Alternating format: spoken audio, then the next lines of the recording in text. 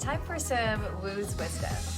In Dr. Shalu Pal's presentation titled Maximizing Success with Soft Contact Lens Fitting, she gave an overview on how to make our presbyopic patients not just satisfied, but happy in their multifocal contact lenses.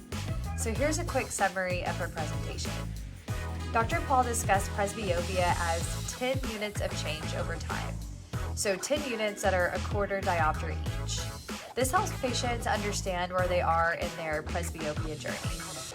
She discussed different types of multifocal designs and how knowing the various design styles of different brands can help practitioners to troubleshoot if a particular multifocal isn't working for their patient.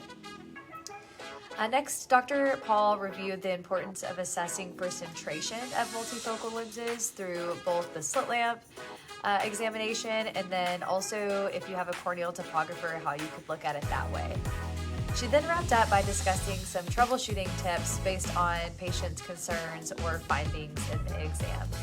So this presentation is full of so many more tips, so please be sure to check out the presentation and slides, which are now available at wouyou.org. Thanks.